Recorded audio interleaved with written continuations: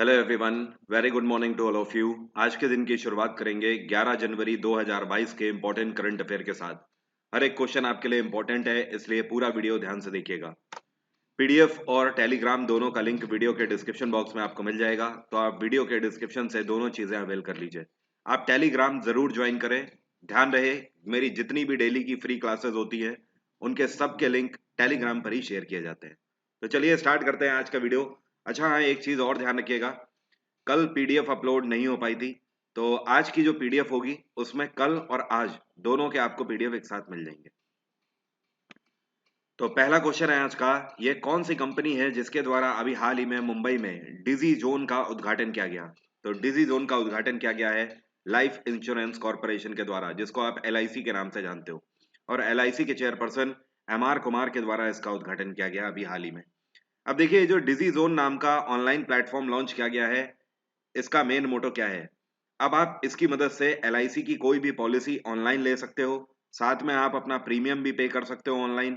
इसके अलावा एलआईसी की जो दूसरी सर्विसेज हैं, जैसे कि अकाउंट खुलाना, या फिर कोई आप एक्सीडेंटल पॉलिसी लेना चाहते हो या लाइफ इंश्योरेंस पॉलिसी लेना चाहते हो, किसी भी तरीके की आप कोई भी सर्विस अवेल करना चाहते हो, वो सब अब आपको घर बैठे अवेल हो जाएगी डिजी जोन के जरिए।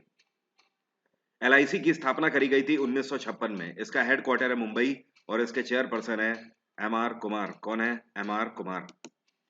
अगला क्वेश्चन है, यह कौन सी राज्य सरकार या यूटी सरकार है जिसने अभी हाल ही में दुबई की सेंचुरी फाइनेंशियल कंपनी के साथ अभी हाथ मिलाया है। तो यह है जम्मू कश्मीर में मनोज सिन्हा की सरकार। अब देखिए, जम्मू कश्मीर सरकार ने दुबई की सेंचुरी फाइनेंशियल कंपनी के साथ पैक्ट क्यों साइन किया है। इस कंपनी से जम्मू कश्मीर सरकार को $100 मिलियन की फंडिंग मिलेगी। कितनी? $100 मिलियन की पूरे फंडिंग मिलेगी। और इस पैसे की मदद से जो सेंचुरी फाइनेंशियल कंपनी है, ये जम्मू कश्मीर के अंदर नए होटल्स और कॉमर्शियल कम रेजिडेंशियल एरियाज को बसाने की कोशिश करेंगे। इससे क्या होगा, जम्मू कश्मीर के अंदर पर्यटन को बढ़ावा मिलेगा, और जब टूरिज्म को बढ़ावा मिलेगा तो जाहिर सी बात है जम्मू कश्मीर की इकोनॉमी भी बढ़ेगी। जब इकोनॉमी बढ़ेगी तो वहां के लोगों को रोजगार भी मिलेगा।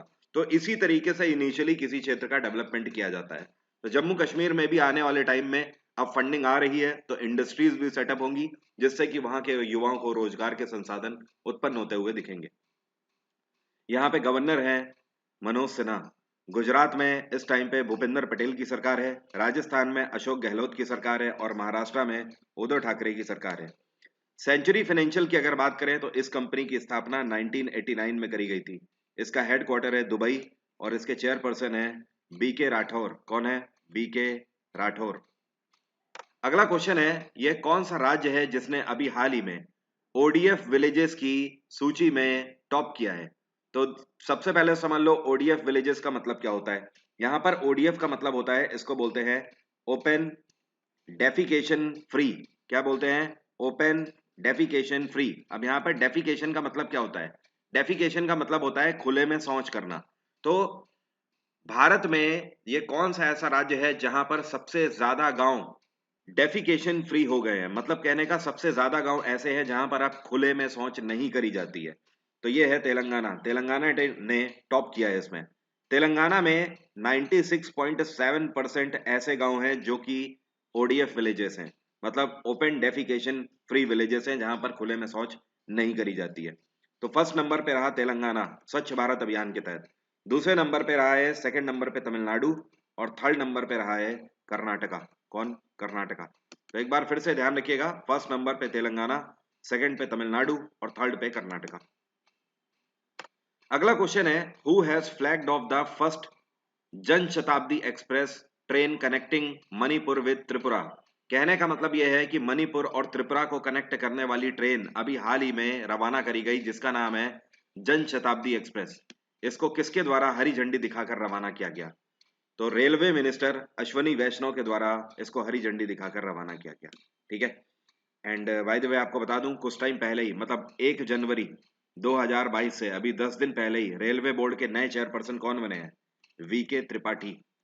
और ये जो ट्रेन चलाई गई है, अभी तक मणिपुर से त्रिपुरा तक जाने वाली जो ट्रेन थी वो 12 घंटे का समय लेती थी, लेकिन जन शताब्दी एक्सप्रेस इसको जस्ट आधा कर देगी, 6 घंटे का केवल समय लगेगा। अगला क्वेश्चन है, who has been reappointed as the chairperson of commission for agricultural cost and prices. एक बार सीएसीपी में फिर से चेयरपर्सन की पोस्ट पे रीअपॉइंट किए गए हैं कौन? तो अपॉइंट किए गए हैं विजय पाउल शर्मा। कौन है? Vijay Paul Sharma. In which state national health mission has launched project Niramaya? कहने का मतलब यह है कि यह कौन सा राज्य है जिसके अंदर राष्ट्रीय स्वास्थ्य मिशन ने अभी हाल ही में निरामय नाम का प्रोजेक्ट लॉन्च किया है। तो इनके द्वारा यह प्रोजेक्ट लॉन्च किया गया है आसाम के अंदर। अब ये निरामय प्रोजेक्ट है क्या, इसका मतलब समझ लीजिए। इसका सीधा सा मतलब है to digitize public health care delivery. Assam के अंदर पब्लिक हेल्थ केयर डिलीवरी जो है उसको और बेहतर बनाना है, मतलब ऑनलाइन कर दिया जाएगा। आप घर बैठे कोई भी दवा आपको चाहिए, इंजेक्शंस चाहिए, मतलब मेडिकल हेल्थ केयर से रिलेटेड अगर आपको कोई भी इक्विपमेंट चाहिए तो वो आप घर बैठे इस योजना के तहत ऑनलाइन ऑर्डर कर सकते हो। एंड इसको लॉन्च करने के लिए नेशनल हेल्थ मिशन, इनके साथ पिरामल स्वास्थ्य एक नॉन प्रॉफिट ऑर्गेनाइजेशन है। क्या नाम है? पिरामल स्वास्थ्य। और साथ में तीसरी है सिस्को। सिस्को के बारे में आपको बता दूं, पूरे दुनिया की सबसे बड़ी नेटवर्किंग कंपनी है। तो सिस्को, पिरामल स्वास्थ्य ऑर्गेनाइजेशन और नेशनल हेल्थ मिशन तीनों ने मिलकर इसको लॉन्च किया है। आसाम में हिमांता बिस्व शर्मा की सरकार है। आसाम में गवर्नर हैं डॉक्टर जगदीश मुखी। त्रिपुरा में बिप्लाब कुमार देव की सरकार है। मेघालय में कॉनरेड संगमा की सरकार है। और मणिपुर में बीरेन सिंह की सरकार है। अगला क्वेश्चन है, अभी हाल ही में इंडरा के द्वारा 2022 के लिए भारत का जीडीपी कितना फोरकास्ट किया गया है? देखिए, जो इंडरा है इसका फुल फॉर्म है India rating and research agency. जो इंडरा है ये फिच कंपनी की ही सब्सिडरी है। बेसिकली एक तरीके से आप बोल सकते हो जो फिच ग्रुप है अमेरिका का, वो भारत में इंडरा के नाम से काम करता है। तो इंडरा के द्वारा 2022 के लिए भारत का जीडीपी ग्रोथ कितना प्रिडिक्ट किया गया है? इन्होंने 9.3% का प्रिडिक्शन दिया है भारत के जीडीपी ग्रोथ के लिए। एंड फिच रेटिंग एजेंसी की अगर बात करें, 1939 में इसकी स्थापना करी गई थी। इसके सीईओ है पाउल टेलर। कौन है? पाउल टेलर। और इसका हेडक्वार्टर है न्यूयॉर्क। अगला क्वेश्चन है, ये कौन सी कंपनी है जिसने अभी हाल ही में हाईएस्ट ईएसजी स्कोर सिक्योर किया है एसएनपी की कॉर्पोरेट सस्टेनेबिलिटी असेसमेंट में? देखिए, एसएनपी कॉर्पोरेट सस्टेनेबिलिटी असेसमेंट जो होता है ये हर साल 10,000 से ज्यादा कंपनीज को असेसमेंट किया जाता है इसमें। और इसमें यह देखा जाता है कि कौन सी कंपनी सबसे बेहतर अपने क्षेत्र में कार्य कर रही है और उत्कृष्ट कार्य कर रही है। तो इसमें टाटा ग्रुप ने हाईएस्ट स्कोर सिक्योर किया है। टाटा ग्रुप ने 100 में से 67 का स्कोर सिक्योर किया है। और टाटा ग्रुप की अगर बात करें तो इसकी स्थापना 1868 में करी गई थी। इसका हेडक्वार्टर है मुंबई। और टाटा ग्रुप के इस टाइम पे चेयरपर्सन है, ये है नटराजन चंद्रशेखरन। हिंदुस्तान एरोनॉटिक्स का हेडक्वार्टर है बैंगलोर। भारत बायोटेक का हेडक्वार्टर है हैदराबाद। और रिलायंस का हेडक्वार्टर है मुंबई। अगला क्वेश्चन है, which government has declared 4 villages near Nepal border as revenue villages? ये कौन सी राज्य सरकार है जिसने अभी हाल ही में नेपाल की सीमा के पास के 4 गांवों को राजस्व गांव डिक्लेयर कर दिया है? तो ये है उत्तर प्रदेश में योगी आदित्यनाथ की सरकार। उत्तर प्रदेश सरकार ने ये वो 4 गांव हैं, एक तो है भवानीपुर, दूसरा है बिछिया, तीसरा है डाकिया और चौथा है तेड़िया। इन 4 गांवों को जो कि नेपाल की सीमा से लगते हैं, इनको राजस्व गांव डिक्लेयर कर दिया है। देखिए, राजस्व गांव डिक्लेयर करने का मतलब ये होता है कि ये ऐसे गांव हैं जिन पर हमें स्पेशली मॉनिटर और कंट्रोल करना है, क्योंकि कई सारे पैरामीटर से ये हमारे लिए क्रूशियल हो जाते हैं। पहली चीज तो ये टूरिज्म के पॉइंट ऑफ व्यू से, क्योंकि नेपाल की सीमा रेखा से लग रहे हैं। दूसरी चीज, हमें इनमें मॉनिटरिंग भी करनी है प्रॉपर। क्यों? क्योंकि कुछ इलीगल एक्टिविटीज ना हो जाए, इस वजह से भी। तो इन चारों गांव को एक एक एडमिनिस्ट्रेटिव ऑफिसर अपॉइंट किया गया है।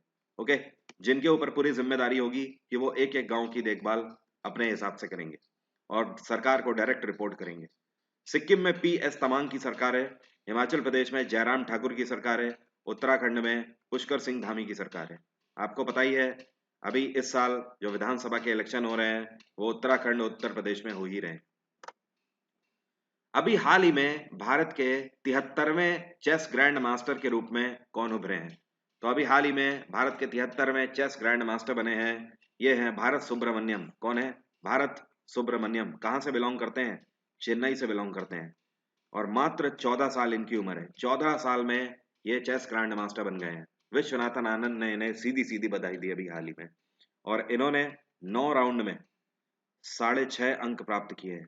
6.5 पॉइंट्स के साथ ये ग्रैंड मास्टर बन गए। अगला क्वेश्चन है, अभी हाल ही में एआईआईबी के वाइस प्रेसिडेंट के रूप में किस भारतीय को अपॉइंट किया गया है? तो एआईआईबी के वाइस प्रेसिडेंट मतलब उपाध्यक्ष अभी हाल ही में अपॉइंट किए गए हैं farmer RBI governor Urjit Patel. आपको याद ही होगा, उर्जित पटेल पहले आरबीआई के गवर्नर रह चुके हैं कुछ टाइम के लिए, तो ये अब से कमान संभालेंगे एआईआईबी के वाइस प्रेसिडेंट के रूप में, और इन्होंने सक्सीड किया है डीजे पांडियान को। एआईआईबी की स्थापना साल 2016 में करी गई थी। इसका हेडक्वार्टर है बीजिंग, और एआईआईबी के प्रेसिडेंट है इस टाइम पे जिन लिकिन। कौन है? जिन लिकिन। और बाय द वे ध्यान रखिएगा, इसी तरीके से एशियन डेवलपमेंट बैंक में वाइस प्रेसिडेंट के रूप में भारतीय मूल के अशोक लवासा कार्यरत है। कौन? अशोक लवासा। अगला क्वेश्चन है, अभी हाल ही में प्रधानमंत्री नरेंद्र मोदी के द्वारा अनाउंस किया गया कि वीर बाल दिवस हर साल मनाया जाएगा कौन से दिन?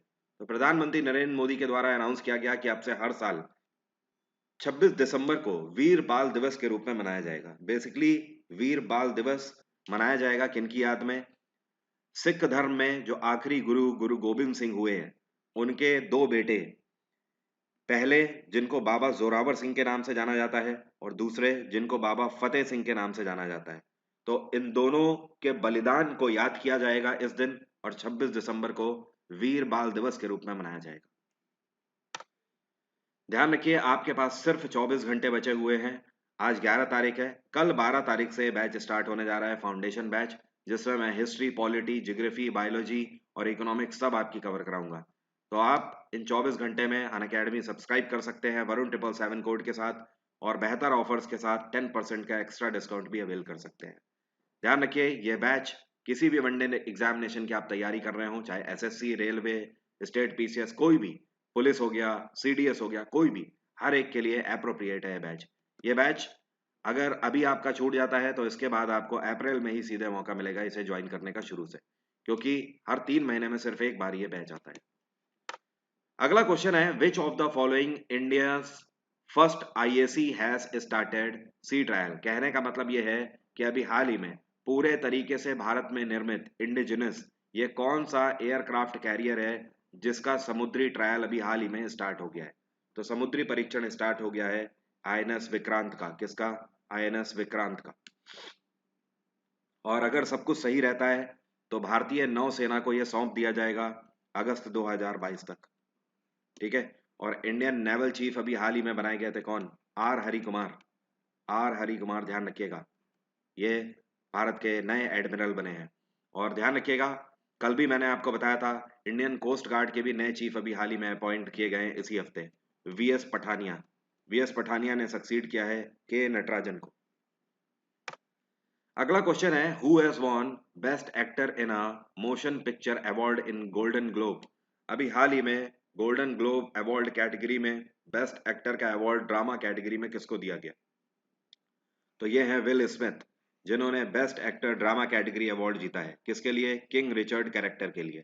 इसके अलावा भी कुछ और अवार्ड आपको ध्यान रखने हैं, जैसे कि आपसे पूछा जा सकता है कि गोल्डन ग्लोब में बेस्ट पिक्चर ड्रामा कौन सी रही? तो ये रही the power of the dog. इसी तरीके से best picture musical and comedy category में कौन सी रही? तो ये रही वेस्ट साइड स्टोरी। इसी तरीके से बेस्ट एक्ट्रेस अगर पूछा जाए ड्रामा में तो ये रही निकोल किडमैन, बीइंग द रिकार्डोस के लिए। तो ये आपको 4 अवार्ड ध्यान रखने हैं इस बार के गोल्डन ग्लोब में, जो कि सबसे ज्यादा इंपॉर्टेंट है। अगला क्वेश्चन है, अभी हाल ही में विश्व हिंदी दिवस कौन से दिन मनाया गया? विश्व हिंदी दिवस हर साल हम लोग मनाते हैं 10 जनवरी को, कल के दिन इसको मनाया गया। और सबसे पहले जो हिंदी डे है इसका अनाउंसमेंट डॉक्टर मनमोहन सिंह के द्वारा साल 2006 में किया गया था। तब से लेकर आज तक हम लोग इसको मनाते हैं विश्व हिंदी दिवस के रूप में। और आज का मैं आपको लाइक का टारगेट दे रहा हूँ, 3000 लाइक मुझे इस वीडियो पे चाहिए। तो अगर लाइक का बटन अभी नहीं दबाया है तो लाइक का बटन दबाइए और सुल्तान को मोहब्बत बख्शिए। Bye bye, take care, have a nice day. आपका दिन मंगलमय हो। कल सुबह 4 बजे फिर से यहीं पर मुलाकात होगी।